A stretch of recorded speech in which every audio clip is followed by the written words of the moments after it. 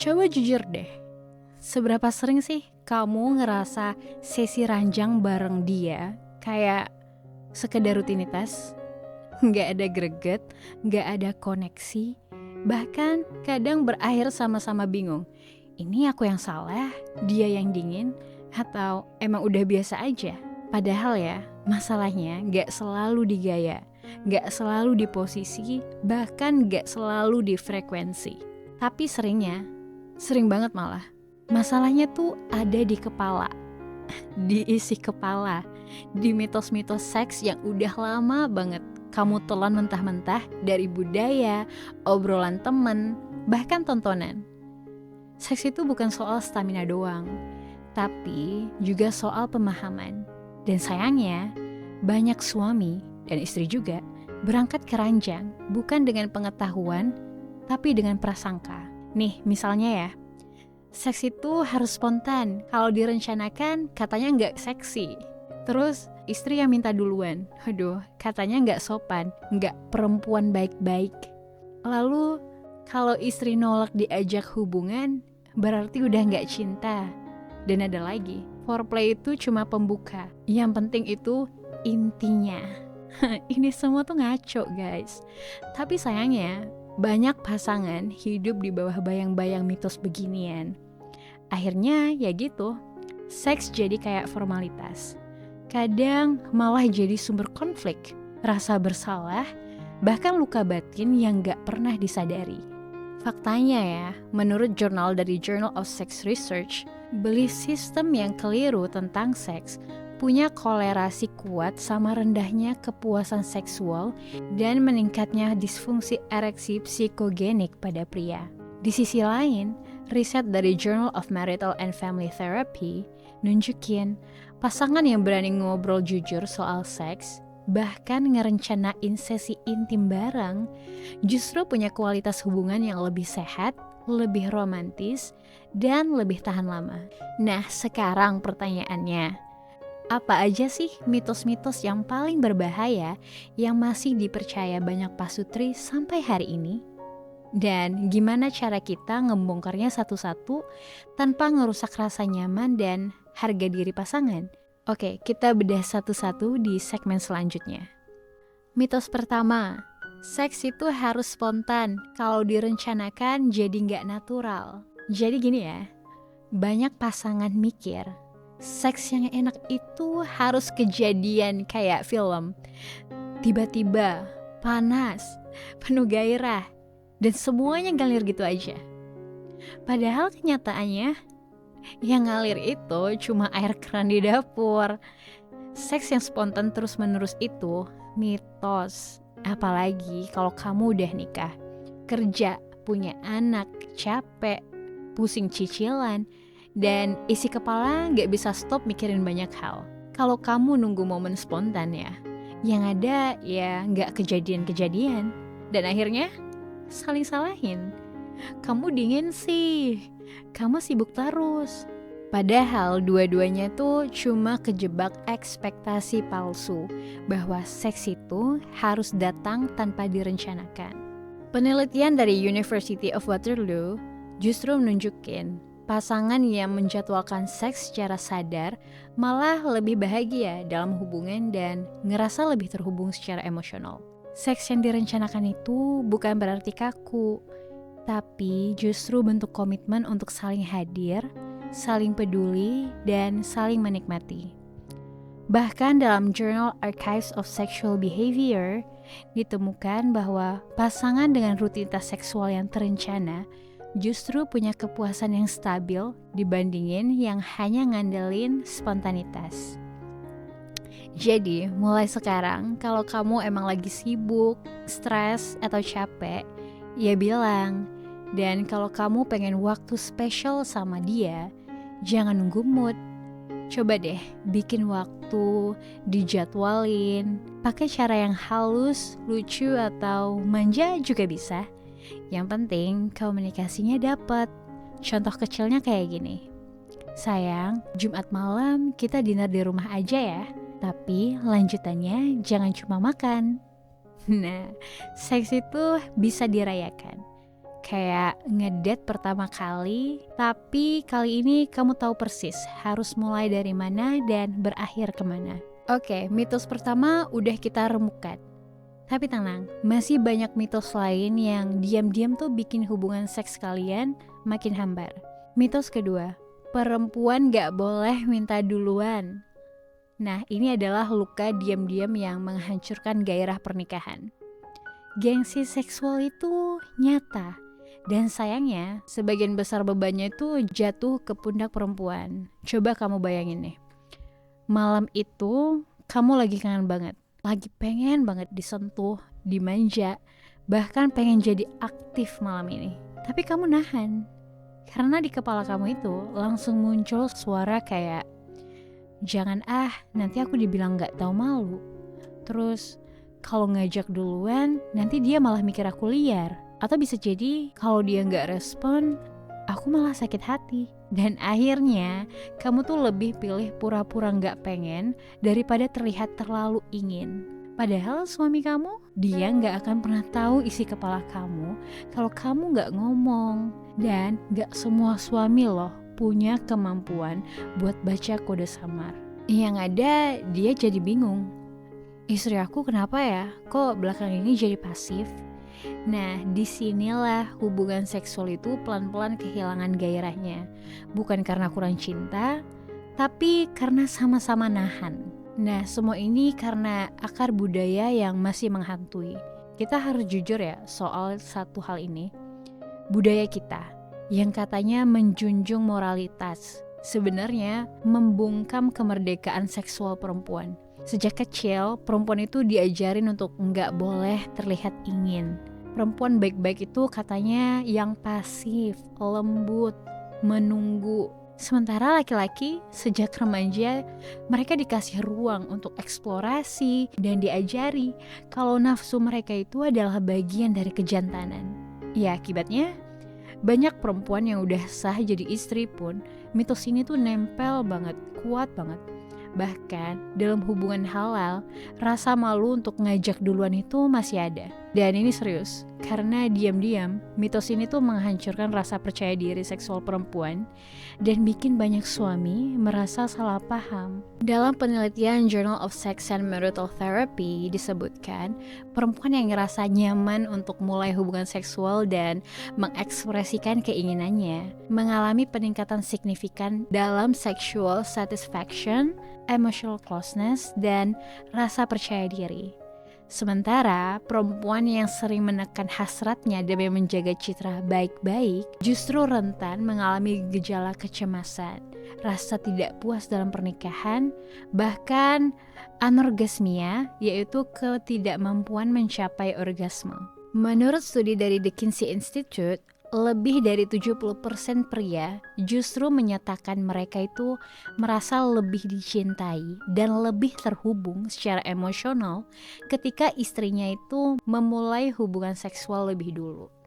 Artinya, yang selama ini kamu tahan itu justru bisa jadi bentuk kasih sayang yang paling dinanti sama suami kamu. Nah, kalau kita berbicara soal realita klinik dari praktisi, ada seorang terapis pernikahan dan seksolog dari Amerika, Dr. Laurie Mintz, menyatakan kalau ketika perempuan itu ngerasa nggak punya hak untuk memulai seks, mereka itu nggak hanya kehilangan kesempatan untuk menikmati hubungan seksual yang sehat, tapi mereka juga kehilangan suara dalam hubungan itu sendiri.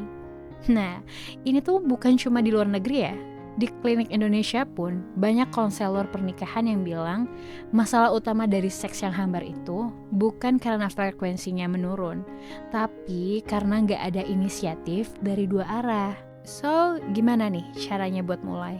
Pertama, ubah dulu cara pandang kamu.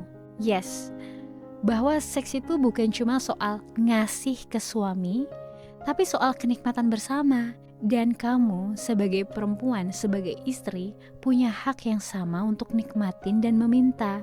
Kedua, mulai dari hal-hal kecil. Nggak harus langsung ngajak buka baju dan rolling di kasur kok. Tapi, kamu tuh bisa mulai dengan sentuhan lembut saat nonton bareng, bisikan manja sebelum tidur, atau chat nakal waktu pasangan kamu lagi kerja. Contohnya kayak gimana? Kayak gini, aku kangen banget pelukan kamu kayak malam itu.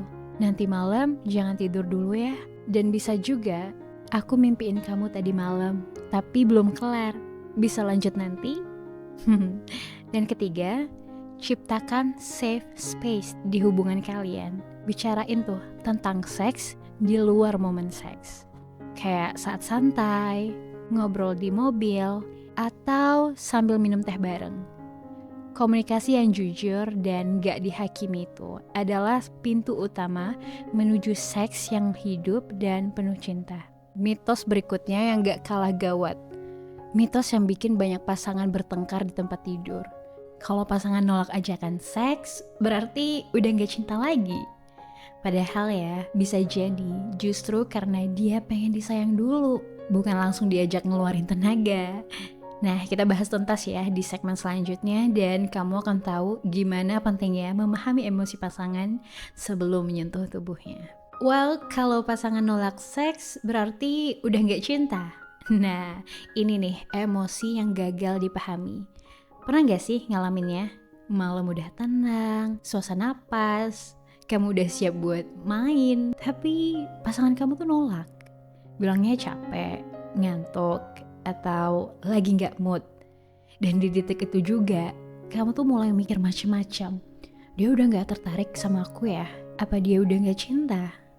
Jangan-jangan dia lagi suka sama yang lain? Stop. Tarik nafas. Karena yang kamu alami sekarang ini bukan bukti bahwa cinta itu udah habis, tapi bukti bahwa kamu itu perlu ngerti satu hal penting, bahwa seks bukan satu-satunya bentuk cinta. Dan cinta itu bukan berarti harus selalu siap bercinta. Ini adalah luka dari asumsi yang salah. Salah satu kesalahan paling fatal dalam hubungan pasutri adalah menganggap penolakan seksual itu sebagai penolakan personal. Padahal kadang tubuh pasangan kamu itu cuma minta istirahat aja. Atau dia tuh lagi penuh beban pikiran, hormon lagi naik turun, atau dia lagi gak bisa hadir sepenuhnya secara fisik dan emosional. Tapi karena kita sering gak pernah diajarin nih cara memisahkan hasrat dan nilai diri, ya akhirnya seks tuh jadi alat ukur cinta. Kalau dia mau, ya dia cinta. Kalau dia nolak, dia cuek, gak sayang, atau bahkan parahnya jangan sampai ya selingkuh. Dan dari situ mulailah jurang komunikasi yang makin dalam, karena penolakan dianggap pengkhianatan, bukan sinyal kelelahan. Kalau dalam studi yang dipublikasikan di The Journal of Sex Research, pasangan yang sering ngalamin sexual rejection tapi gagal memproses secara emosional cenderung mengalami penurunan trust. Nah, munculnya overthinking hingga makin intensnya konflik di luar urusan ranjang. Tapi sebaliknya, pasangan yang belajar menerima penolakan dengan empati dan komunikasi terbuka justru mengalami peningkatan intimacy dan mutual respect dalam jangka panjang. Nah, kan banyak ya orang yang gak sadar kalau seks yang dipaksa tanpa kesiapan emosional itu sering banget lebih melukai daripada menyembuhkan. Kadang pasangan kamu tuh butuh pelukan dulu, butuh dirangkul, butuh diajak ngobrol soal hari yang bikin dia lelah, bukan langsung disuruh buka baju dan terlibat dalam permainan yang dia aja gak siap untuk nikmati. Dan kamu tahu apa yang lebih seksi dari tubuh? Yes, rasa aman. Ketika pasangan kamu tuh tahu kalau dia bisa bilang belum siap tanpa takut disalahpahami, nah justru dari situ hubungan kamu tuh jadi lebih intim. So, menolak seks itu bukan berarti menolak cinta, dan menerima penolakan dengan empati adalah tanda kedewasaan yang gak semua tuh orang punya. Seks itu penting, tapi bukan segala-galanya. Kadang cinta juga muncul dalam bentuk pelukan yang gak diminta, teh hangat sebelum tidur, atau tatapan mata yang bilang, aku tuh tetap di sini meski kamu lagi gak kuat. Mitos berikutnya adalah istri gak butuh seks, suami aja yang doyan. Nah, pemikiran jadul kayak gini nih yang bikin banyak hubungan jadi mati. Ini mitos yang kelihatannya biasa aja sebenarnya, tapi efeknya tuh gila-gilaan guys. Banyak istri yang tumbuh dalam budaya yang membisikkan perempuan baik-baik tuh gak nafsuan. Kalau istri pengen seks berarti dia gak tahu malu. Tugas istri tuh ngeladenin, bukan menikmati. Dan perlahan-lahan hasrat seksual perempuan pun dimatikan pelan-pelan. Bukan karena gak ada, tapi karena dilarang hidup. Akibatnya, ya banyak istri yang akhirnya tuh ngerasa bersalah banget kalau menikmati seks. Atau lebih parah ya, mereka pura-pura menikmati. Seks itu jadi kayak tugas rumah tangga, checklist gitu. Oke, aku udah ngelayanin. Padahal gak ada rasa, gak ada koneksi, gak ada kenikmatan yang dirayakan bersama. Di sisi lain pun, suami jadi salah kaprah. Mereka tuh mikir, oh istri gue emang gak senafsu gue. Hey, padahal hasrat istri kamu itu mungkin lebih panas dari kamu. Tapi dia gak dikasih ruang untuk nyalain apinya. Secara biologis, perempuan tuh punya kapasitas seksual yang sama besarnya dengan laki-laki. Bahkan menurut Masters and Johnson, pakar seksologi klasik, perempuan itu punya orgasmic potential yang jauh lebih luas. Bisa berulang, bisa lebih dalam, dan lebih sensitif secara emosional. Tapi hasrat seksual perempuan itu dipengaruhi banget nih sama konteks emosional dan psikologis.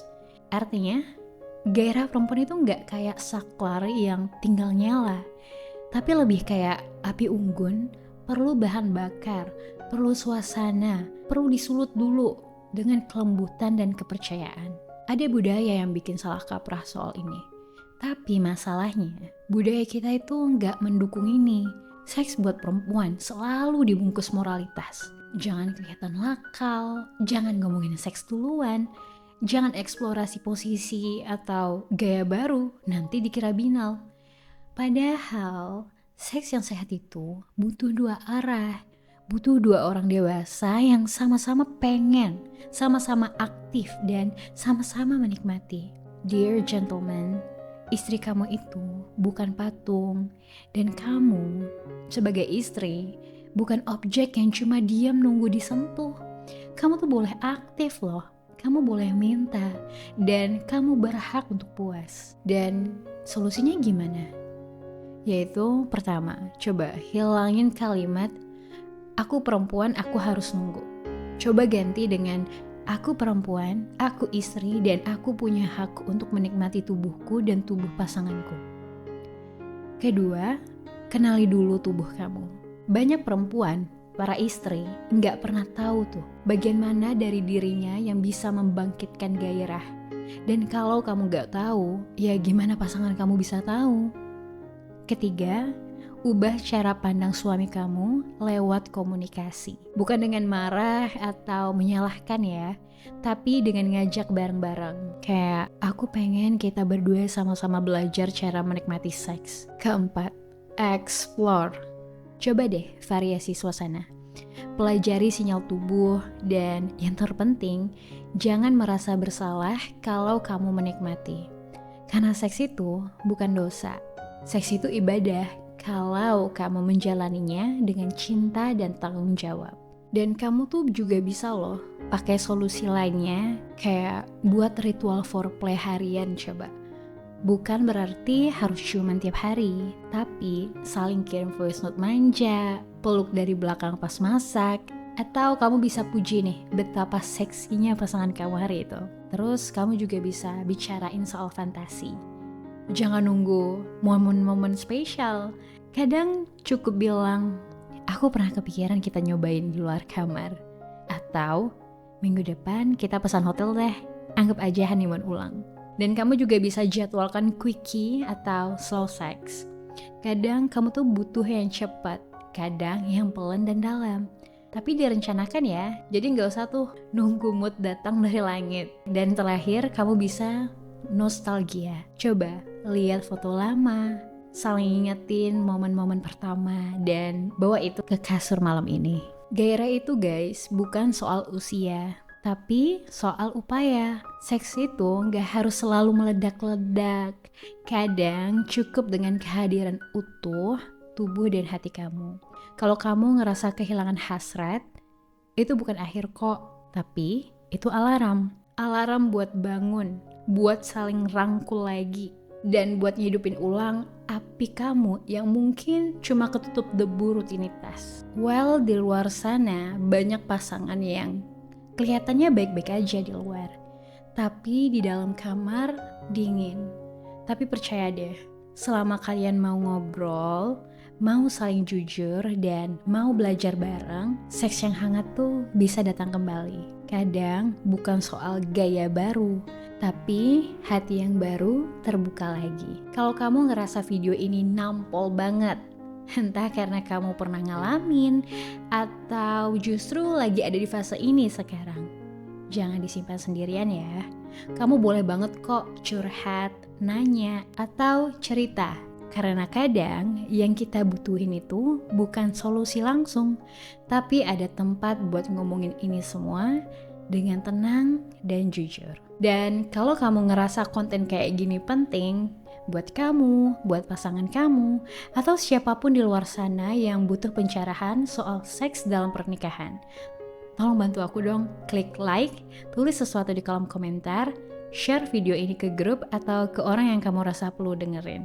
Dan jangan lupa subscribe ya, karena setiap hari kita bakal bahas hal-hal panas, tapi juga penuh makna. Sampai ketemu di video berikutnya, dan ingat ya, seks yang sehat itu bukan soal siapa yang paling liar, tapi siapa yang paling tulus saat menyentuh.